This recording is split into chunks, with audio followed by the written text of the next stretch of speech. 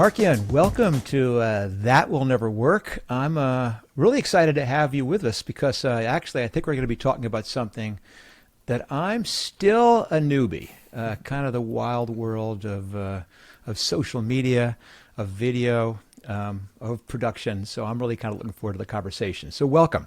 Thank you. What I'd love you to do as a way of kicking things off is basically, why don't you take a minute or two and tell us what you're up to, and then maybe you could kind of artfully segue into what it is you specifically want to talk with me about. Thank you so much for having me. Well, my name's Marcian. I am a third culture kid, which means that I grew up in a country other than my parents' nationalities. I grew up in Russia, Spain, and Hong Kong. When people ask me where are you from, it's a hard question because there are other layers deeper than that. But I moved to the U.S. about 5 years ago for college. I am a content creator. I have a channel called Smile Squad. Our mission is to make people smile, and we make comedy skits and positive vlogs. And ultimately, my passion is entrepreneurship. I learned everything about business from my dad. He's a very smart, wise entrepreneur. And I turned my solo brand into now a media company of 11 people. And the goal is to bring the world together one smile at a time. So ultimately, my question is about leadership and being a young leader, and I'm excited to learn from you, Marc. Well, let's see what we can do. First, a couple things. First of all, I completely can understand the whole third culture kid aspect of it, and not because I was. I mean, I'm like plain vanilla when it comes to like heritage that way, but more because a number of years ago, I was really lucky to get to spend a expat year plus living in Italy with my whole family. And my kids, who I think were in, fifth grade, seventh grade, and ninth grade, they were completely freaked out about moving to Italy, about leaving the United States, leaving their friends, leaving the things they knew, and going to this foreign country. And I reassured them and go, don't worry. This is going to an international school. Most of these kids are going to be the exact same like you. They're all going to be Americans. And all of a sudden we got there, and it was this incredibly fascinating mix of people, which were people who, quite frankly, didn't know how to answer, what are you? Because they might have, for example, an Italian dad and a French mom, or they had a German father and a Swiss mother, and they were born in London, and now they're living in Italy. And so it's this really confused, polyglot mix of people. But what it was, they were the coolest people because they had such incredible different backgrounds and this special way to relate to people because of having to navigate all the intercultural stuff, which I imagine might be part of the reason that you're successful, is you realize that you have to be able to create content that appeals to a wide range of people, and you have experience at being somewhat maybe a social comedian. But I'm chameleon, not comedian. Well, I'm a comedian too. Yeah. But I'm perhaps projecting too much on you. Tell me quickly, how much traction does this company have? I mean, how is it doing? It's great. We have about 13 million followers total. Over the last 2 years, we've gone over 5 billion views and made $2.5 million in ad revenue. So it's awesome. And scaling the company has been a super, great learning experience, and something that I've seen not a lot of creators do so much. So, yeah, are you the sole founder? Are you the jefe? And then there's a big jump down to the people who work for you, or do you have a partner, so to speak? No, so I'm up there. I've been advised by my dad a lot, but he's not on the team officially. And listen, in the interest of transparency, how old are you? 23. 23. And you started this, 3 years ago, you said? Started making videos when I was 16, so it's 6-7 years ago. Fantastic. Well, congratulations. First of all, congratulations on taking the step and actually starting and doing something, but also certainly a huge congratulations to all the success. Thank So you. let's drill down a bit more in kind of what you're looking for. Something to do with management? Anything particular about that you're struggling with? I would say leadership. As I've taken on this this role and this persona of being a boss, a leader, a manager of people. It's been a journey figuring out what kind of person I am. Am I very strict? Am I very friendly and laid back? How authoritarian should I be? How personal should I be with my the people on my team? So that's kind of where my question lies. Is your team distributed? I mean, they probably are now, but was there a point when everyone kind of came to work in the same place? Yeah, we're all based in LA, so most of us are together. And so you mentioned you have all kinds of possible personas you could be as a leader. Which one have you been doing? Ooh, I think it's a balance of setting the expectations, but having other people speak first and being the last person to speak. Leading with empathy, but being clear on what the goals are and the steps we need to take there. And are you concerned that may not be as effective as it needs to be? Yeah, I feel like I could be better with communication, with transparency, with vision of the company. So I think there are lots of things that I can improve, for sure. How transparent are you? I would say pretty transparent. I have a couple of the team who knows how much we make on a monthly basis. That's about it. Obviously, we built an academy, like an online course business, where we also share the $2.5 million that we made. So that's public. But yeah, strategy and steps I have in my mind, but also I share with the team. How long have most of the people worked for you? 1 to 2 years. 2 years was when I made my first hire. Okay. And so most of these people are relatively new. Yeah. Are any of them senior, or are they mostly kind of doing detailed transactional stuff? Well, we got writers, editors, creators. A couple of them, I talk about higher level strategy, upper management, as we call it. And then ultimately, I'm the one who makes the final decision and strategy calls. Well, then let's talk about culture just for a minute in a more generic sense. Mm-hmm. And then maybe you can dig in a little bit on the areas that you might want to try or might want to think about or you might end up going, oh, this sounds great. I'm in great shape, and I just needed someone to reassure me. Mm-hmm. And the first thing, and I've certainly said this more than once, which is that culture is not this aspirational thing. And leadership is not necessarily this aspirational thing. And they're similar in that way, in that it's really, really hard to decide in advance what you want to be and then try and be it. It is infinitely easier if you can be yourself. And culture, for example, is even more so that way. It's really hard to design a culture. And almost every time I see someone sit down and go, okay, let's figure out what our culture is going to be, they come up with all this awesome stuff. You know, we believe in complete transparency, and we believe in respect, and we believe in listening, and we don't tolerate assholes and all this stuff.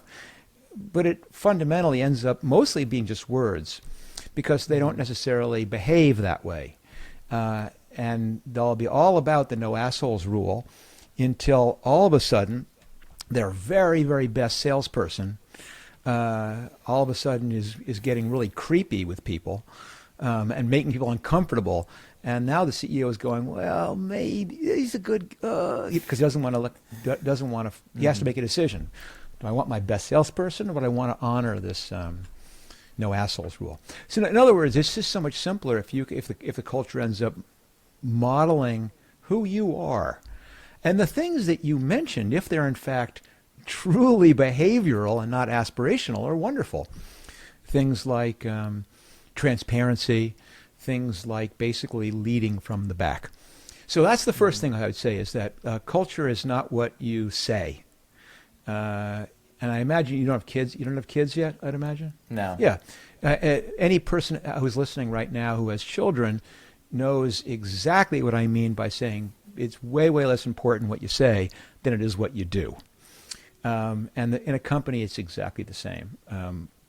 how you act is how the culture is going to be. And so if you truly are transparent, well, you're basically saying this culture stands for transparency. And if you're respectful, it's company sense respect. And what will happen is right now it's a small enough company, you're watching what everybody's doing. But eventually it'll get big enough where you're not in the room all the time. And you'll see those cultural things will get mirrored. Let's talk about leadership for a second. So leadership is situational in that your leadership style is going to change based on the circumstances. And I'll give you a very black and white example, but then you can quickly, I'm sure, fill in all the shades of gray in between. It's wonderful to have the consensus-driven model that it sounds like you might be pursuing. Everyone comes in a room. Let's all talk through what we think. What do you think? Oh, Jim, how about you? Mary? And you get everyone's opinion. And then you kind of speak last. Go, here's what I sounds like I heard, and we're going to do this. Fantastic. Everyone gets bought in. They understand where the rationale comes from. Now, all of a sudden, something else happens, which is that a car crashes through your front window of your building, and 7 people are all lying there on the ground screaming and bleeding. You do not get everyone together and go, okay, we have some injuries. Now, John, what do you think we should do? Mary? Raoul? No, you shift modes, and you basically go into command and control mode, which you go, here's what we're going to do. You, or as they do in the old movies, you boil some water. I don't know why they always boil water in the old movies when someone's he's having a baby. Quick, somebody boil some water. Anyway, but I digress. But you understand what I mean about the differences between these. It is situational. Part of it is finding a style that suits you, but also part of it is saying, what does my business need at this moment? I have always had certain things where culture and leadership intersect. And I'll shut up in a minute and we can talk about how this might fit with what you're doing. Mm-hmm. But I have certain things that are simultaneously leadership driven and cultural. And number one is I really have no interest in dishonesty in a business circumstance. And I don't mean lying and cheating. I mean the type of dishonesty that comes from, Marcian, boy, let's say you suck, but I go, Marcian, you're doing a really good job, but there's a couple of things, I'd like you to work on. No, it's so much more powerful to go, I'm really disappointed in you. There's some things where you're really falling short, and I'm concerned that if we don't do something about it, you're not going to be a good fit for this position. And you communicate it right up front. You're done. And it's what at Netflix ended up becoming this culture of radical honesty. And the other, and that's a leadership and a culture. And the other piece of it for me was, I won't say it's intentional. It's more laziness. Is I never wanted to be a person who told people what to do. What I wanted to do is be extremely clear about what the objectives were. I wanted to give people all the information they needed to make a decision and then let them go. And if I'd hired the right people, they would solve these problems on their own. And because I'd given them very clear direction of where I wanted to get to and what our company goals were, they could get there if they were responsible people. And that ended up becoming like the whole freedom and responsibility culture at Netflix. Mm-hmm. And I don't know if you've seen that Netflix culture deck. You ever seen that thing? No. Yeah, you should. It's pretty cool. It's basically something that was done kind of after the fact to say, what's it like to work at Netflix? It's a way they could use to introduce potential employees to what the culture was like there. And then Reed Hastings, my co-founder but the current CEO, decided to just release it publicly so everyone could look at it. And all of a sudden it kind of exploded. But it's a great example of illustrating what that culture is. But the point is, it's not something that was designed and written for the company to adhere to. It was something that was designed to illustrate what the company truly was. And the last thing I'll talk about in terms of this transparency, I'm a huge believer in transparency. That because for me, transparency is hand in hand with honesty. And just to give you an example of how far you can go with honesty, at Netflix, pretty much everyone knows what everyone makes. There's no secrets. Okay? At Netflix, everything is transparently public unless there's a very, very specific legal reason why it can't be made public. But the default is everything is open and transparent. So, and except for very, very few things. Like, for example, it's a public company, so they can't be discussing numbers, but they discuss a tremendous amount of things with the trust that people recognize these are things you need to keep confidential. All right, now I'm circling back to the last piece, of which is how a company like Netflix, for example, does use this transparency, this freedom and responsibility, and this honesty to kind of manage, is that fundamentally a manager at Netflix has just two jobs, period.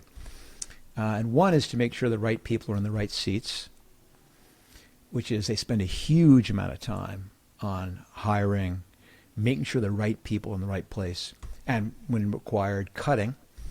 And the other one, they spend all their time, all their remaining time, making sure that everyone in the team has all the information they need to make good decisions.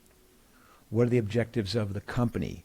Where does your department fit in that objective? Where does your role fit in those objectives? What's our competition doing?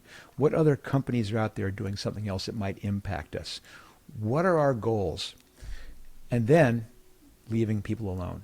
So you notice of those two things, neither of those things was tell people what to do. Neither of those things were approve things. Now, you got me on a roll here. Mm-hmm. Since you haven't seen the culture deck, you probably don't know about Netflix's vacation policy, or do you? No. What is it? Yeah, there isn't one. You take it whenever you want, much as you want. Who cares? You know what the expense policy is? No. There isn't one. Treat the company's money as if it's your own. Oh, here's one. You know what the travel policy is? No, you can get the answer here. There isn't one. Yeah. In fact, all the Netflix policies are the same. It's all basically use your best judgment.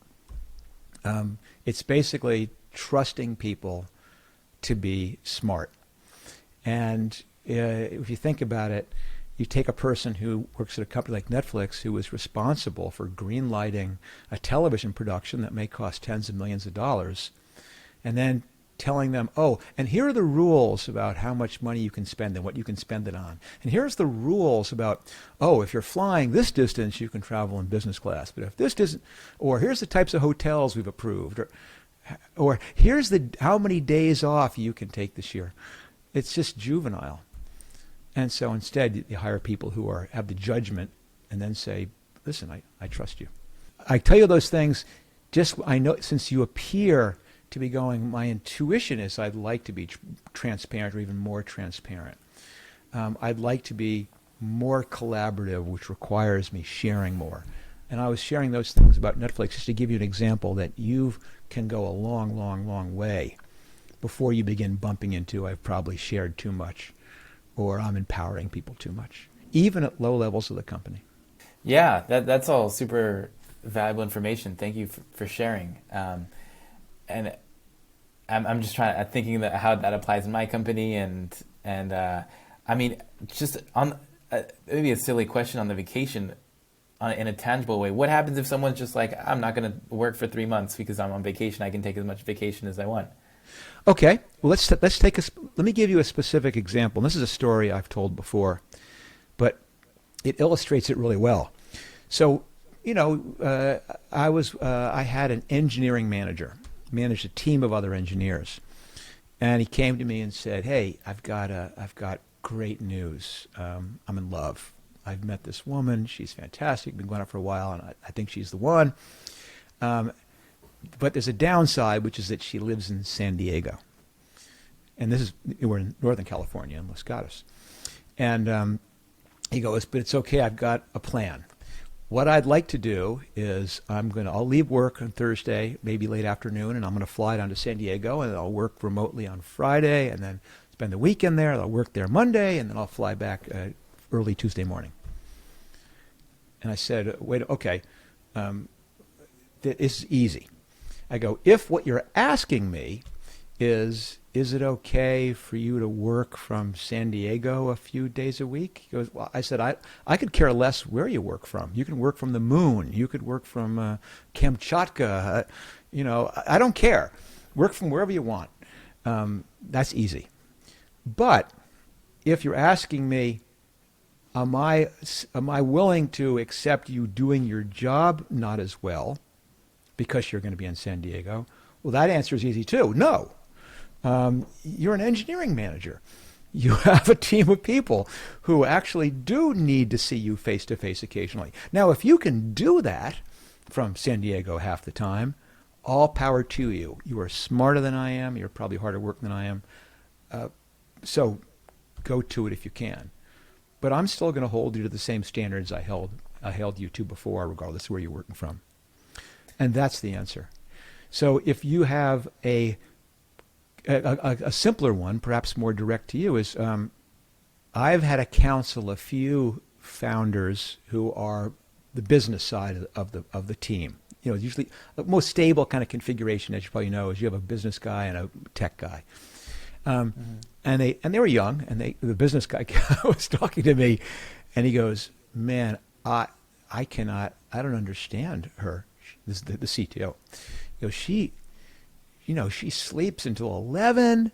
She wanders in, maybe comes into work at noon, and then she'll be up all night. And goes, how do I do this? Shouldn't she be around? Isn't this sending the wrong message? And I go, no, this is, listen, the business people are from Mars and engineers are from Venus, and you've got to recognize those differences. But the fundamental thing is, how is she doing? And he goes, oh, she's brilliant. She's solving these really cool problems. And I go, is she late? He goes, no, she actually, she gets a lot of extra stuff done. And I go, then what's the problem? And so that's what I would say to your person who takes 3 months is, you don't care if he's taking 3 months vacation. The question is he getting his work done? And if he's not getting his work done, he shouldn't be there. He's demonstrating he has terrible judgment. All right, I'm sorry. Mm-hmm. You should have realized that by having a question about culture and leadership, you were going to get the Marc Randolph 30-minute spewing of opinion. But it's okay, as long as you can handle it. I forgot the story I was going to tell because I got so wound up in apologizing for rambling on. That's great. I think accountability is something that's coming to mind. Yes. Okay. Here's what it is. Last one. So I promised last story. No, I don't. But I promised last story for a minute to let you speak again. It does not need. This last story about the CTO and the CEO was, basically they're very senior people. So of course, you have respect for this.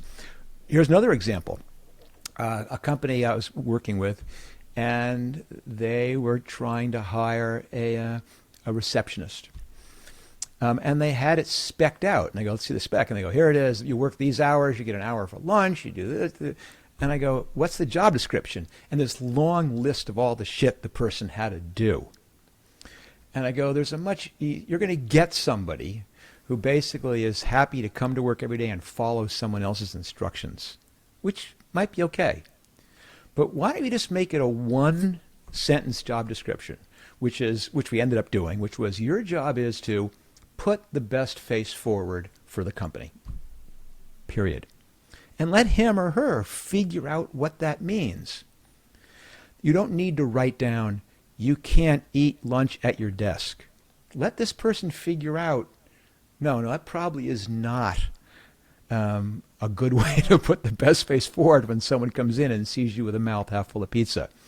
You do not need to have the job description. Keep the bowl filled with M&Ms. Let this person figure out, it'd be kind of nice to have something out for guests to come here, to offer them a bottle of water, whatever it is. And that this person shouldn't come to you, the manager, and go, I have a doctor's appointment. Oh, I don't care. You understand that you can't just leave, so find someone to cover for you.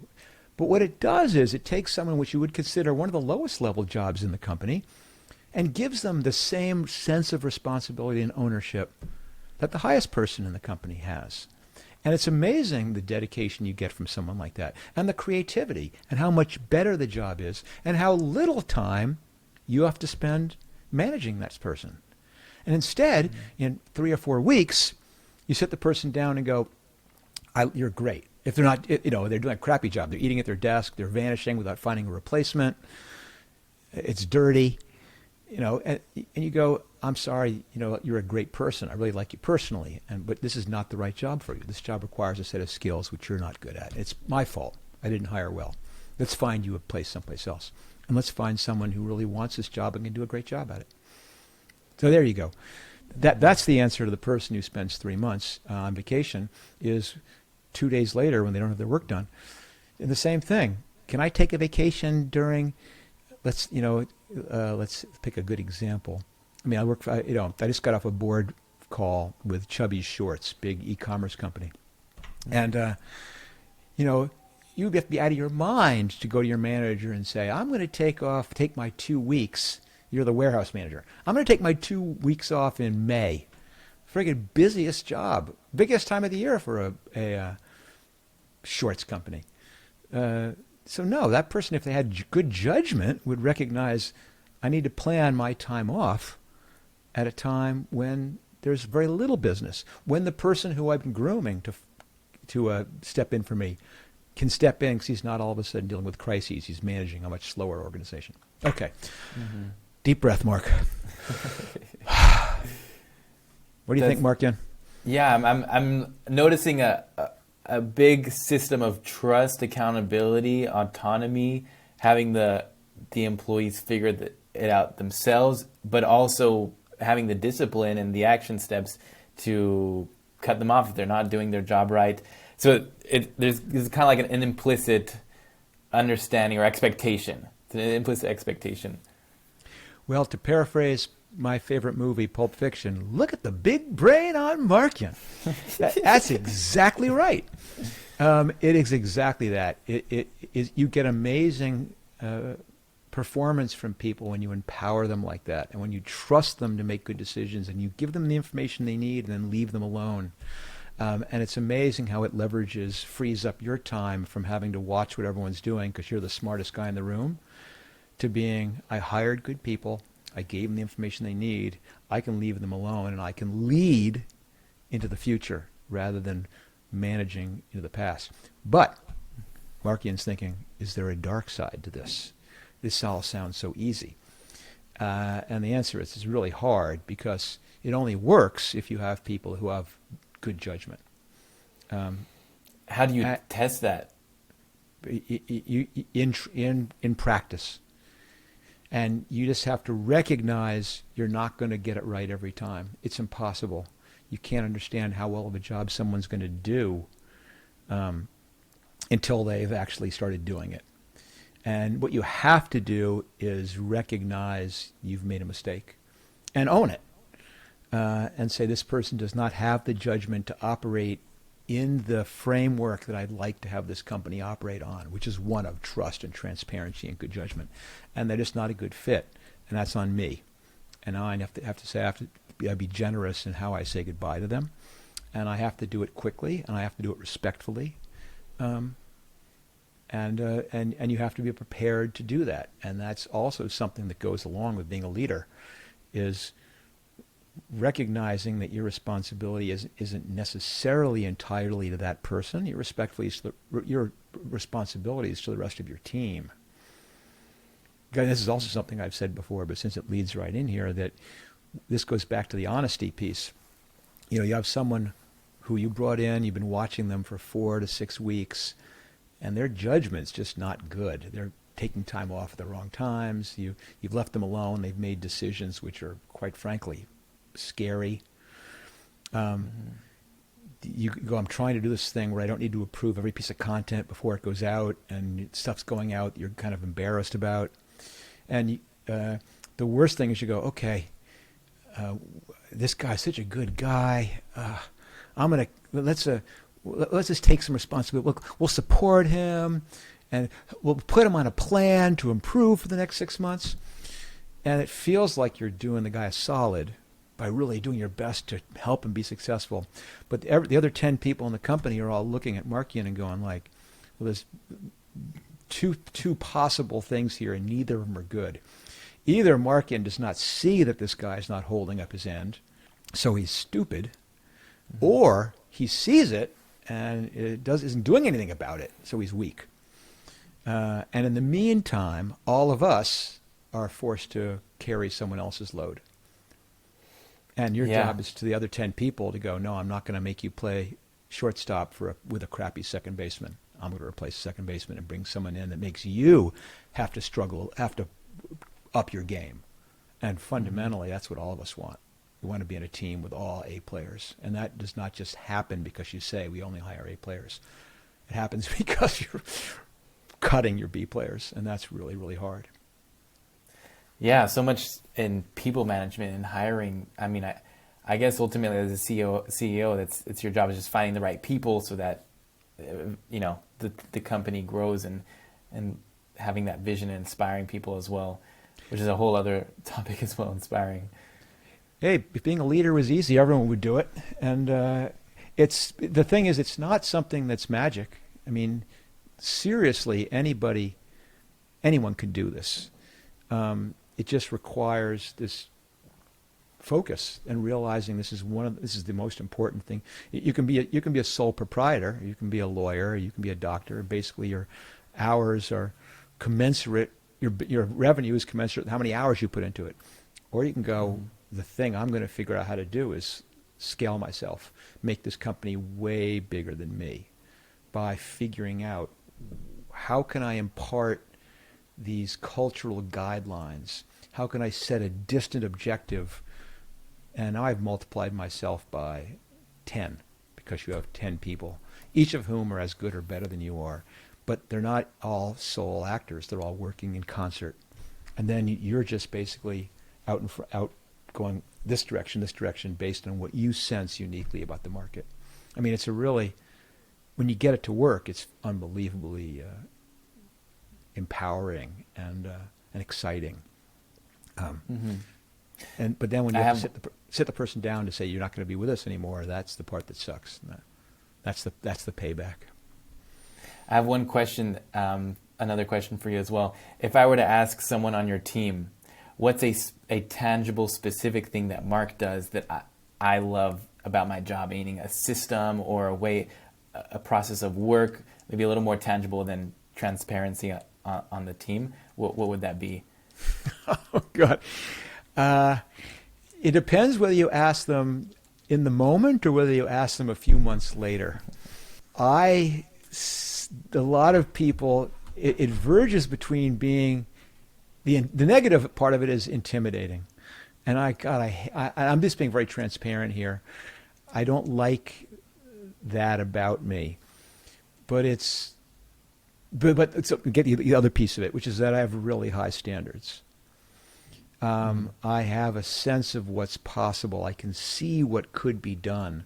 I know how something can work. And if someone's not there, in the interest of being transparent and honest, I don't hesitate to tell them where I think it's falling short, where their assumptions were bad. And so in the moment, I think people get really intimidated and nervous about being put on the spot. And I will say, mea culpa, may be made to feel foolish. And I hate that about myself that way. But on the other hand, everyone loves the fact that there's a high standard, especially I only do that with people I think can meet it. I'll give you an example. We're just changing the agency who's helping me with with my social media stuff. And they had taken something I'd written and kind of translated it to a shorter format. And you're, I'm sure, familiar with how that all takes place. And they had written a whole different, like a headline and a whole different. And I said, I hated it. But I go, I don't like this because I spent a ton of time word crafting those 8 words to get a certain emotion and a power into it. Now, I'll give you the benefit of the doubt. Tell me why what you've done is better. And they couldn't, and they felt badly because I was, in other ways, saying, this is stupid. And I didn't mean to be it that way, but I'm going, I care so deeply about this, I want you to care even more deeply about it than I do. And that only happens if I'm very clear about something I find acceptable and non-acceptable. Mm-hmm. Well, there you go. You got me all in a confessional mode here. No, thank you for sharing all this. It's been a journey, but it's awesome. I'm really grateful for this opportunity as a leader and also hearing from you. Yeah, it's hard, and if it doesn't come naturally, you shouldn't do it. If you can get this to the point where you have this complete transparency, the more your team knows, the more, the better they can do at making decisions. And the things you're keeping secret from them, you have to ask yourself, am I doing this for a really good reason? And I'll give you, you do not need to talk about this or answer this, but to what degree they know how much you make from what the revenue is. And you may be going, I can't tell them that. And you should go for a walk and ask yourself, why? Am I doing something wrong? And if I'm doing something wrong, this is my opportunity to fix it. If I'm doing something right, but I can't. In other words, there's some very interesting internal deliberations to make about things like that. At Netflix, for example, we encourage every employee to look for a job. They should always be out looking for other jobs. And the reason is we want that employee to know what they're worth in the real market. Because companies who go, we don't want them looking because what are they scared they're going to find out? That they're being underpaid? That's awful. I don't want you to find out you've been underpaid. If you're being underpaid, I want to know it now so I can do something about it. And the same thing. So there's all kinds of stuff that transparency will go into a lot of interesting areas, which I think you might find revealing, both about yourself, about the respect you actually have for your teammates, to the degree that you want to have people with you for the long haul. But most importantly, don't do it the way I'm saying it because I'm saying it. Don't do it the way I'm saying it because it sounds good when it's coming from me. Mm-hmm. Do these things because they resonate with who you are, and it's a leadership style that you can actually do. And whatever that is, your job is to figure that out and just get better and better and better at it. Mm-hmm. Yeah, those are great thoughts and questions to think about. Thank you for sharing those. Well, Marc, I would have loved to have dug in. You ended up basically triggering something in me that I end up really passionate about, as you can tell, so I rambled on. I would have loved to have dug in and learned a whole bunch from you about what you're working on and the how you have gotten success, if for no other reason than I could have maybe gotten some of it to rub off on me. But that'll have to happen in the follow-up session that we are going to have in maybe 6 to 9 months when I come back and ask you how you did with some of the cultural and leadership advice I gave you. Awesome. Well, looking forward to that. Fantastic.